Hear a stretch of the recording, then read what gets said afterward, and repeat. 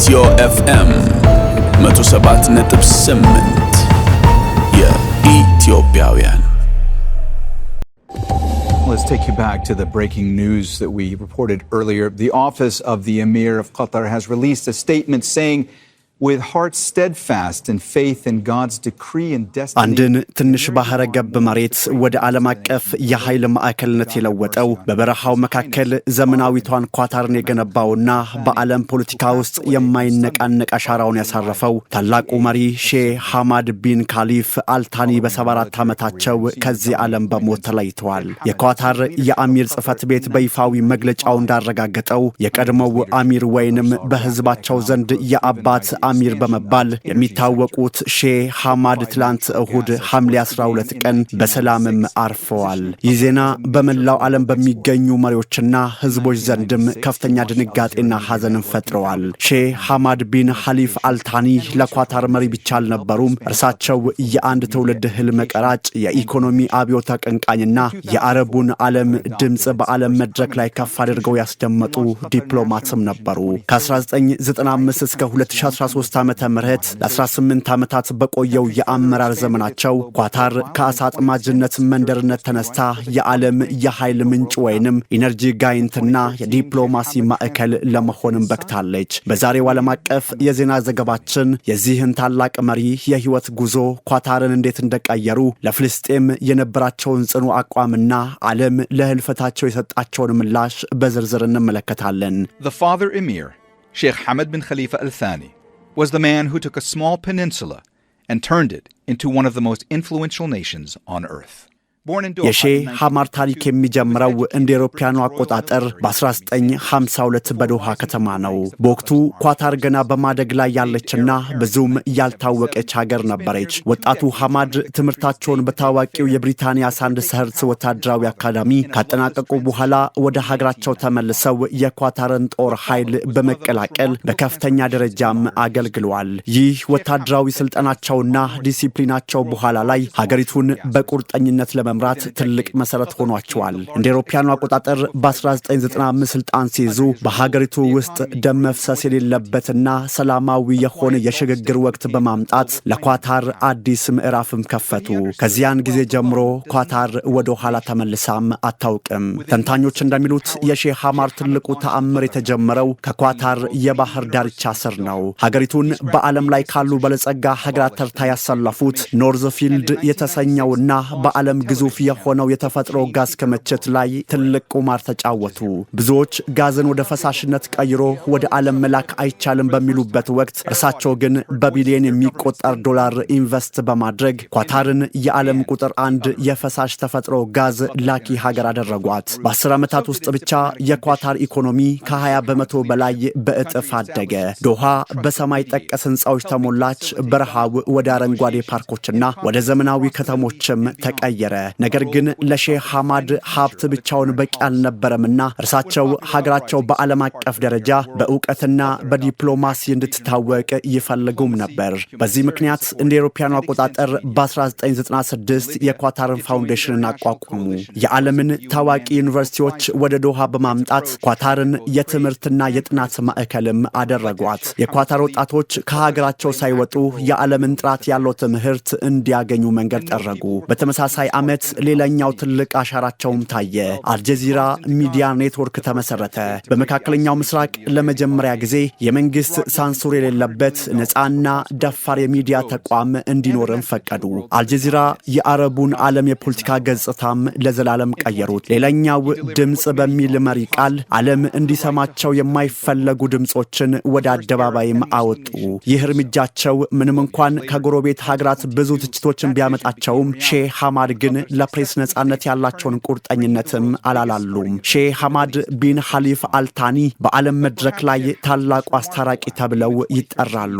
ኳታር በሊባኖስ፣ በሱዳን፣ በየመንና በሌሎችም ቀውሶች ውስጥ ገለልተኛና ታማኝ አደራዳሪ ሆና እንድትቆምም አድርገዋል። በጦርነትና በፖለቲካ ውጥረት የታመሱ ሀገራት መሪዎች ወደ ዶሃ መጥተው በሰላም ጠረጴዛ ዙሪያ እንዲቀመጡ በማድረግ በዓለም ሰላም ላይ ትልቅ አስተዋጽኦም አበርክተዋል። ነገር ግን የሼህ ሐማድ ልብ ሁል ሁልጊዜም ለፍልስጤም ሕዝብ ክፍት ነበር። እንደ አውሮፓውያኑ አቆጣጠር በ2012 የእስራኤልን ከበባ ጥሰው ጋዛን የጎበኙ የመጀመሪያው የሀገር መሪም ነበሩ። በወቅቱ $400 ሚሊዮን የሚገመት እርዳታ ለሆስፒታሎች፣ ለመንገዶችና ለቤቶች ግንባታ በመመደብ ጋዛ ብቻዋን አይደለችም የሚል ጽኑ መልእክት ለዓለም ማስተላልፈዋል። ይህ ድርጊታቸው በመላው ፍልስጤማውያን ዘንድ እንደ ጀግና እንዲታዩም አድርጓቸዋል።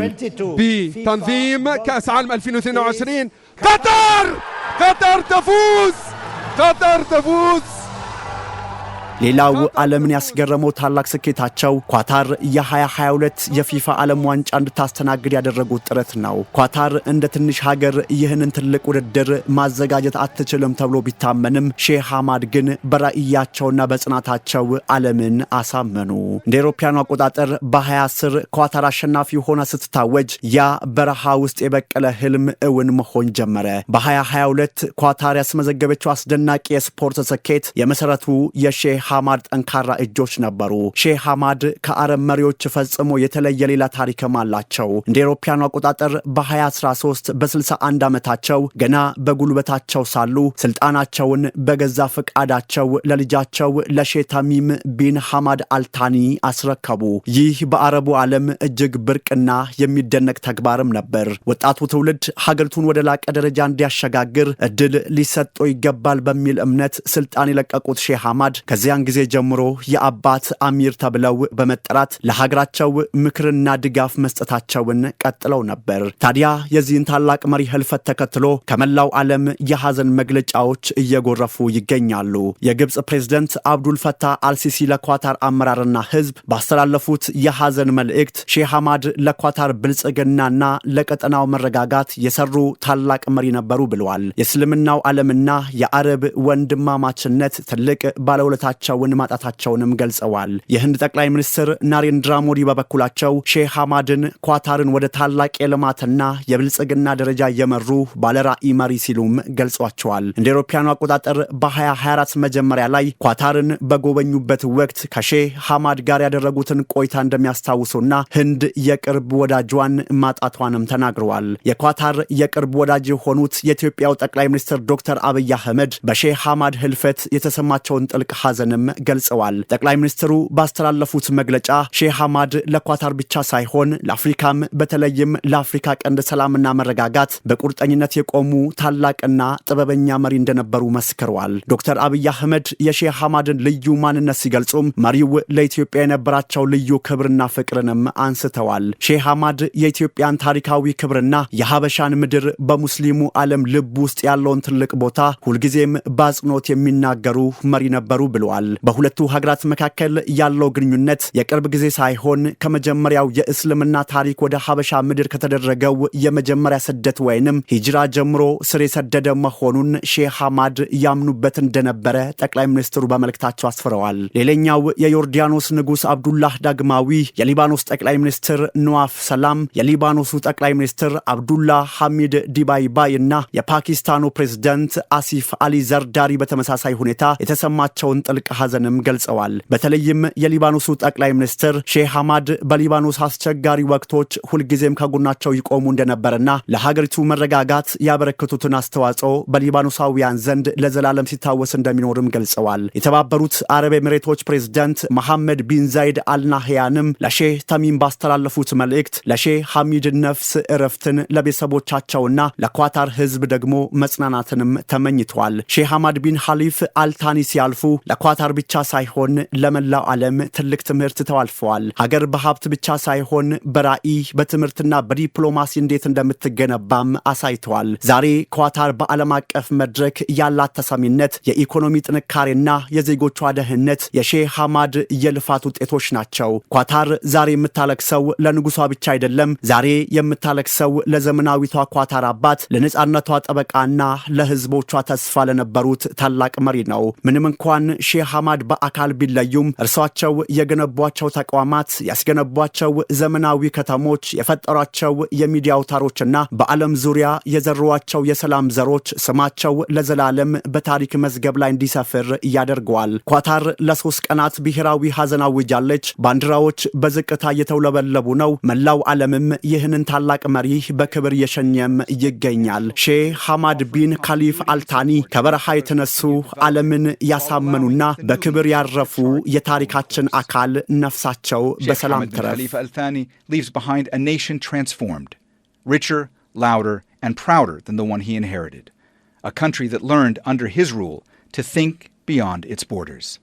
The father of modern Qatar, and in many ways, the architect of its rise to the global stage.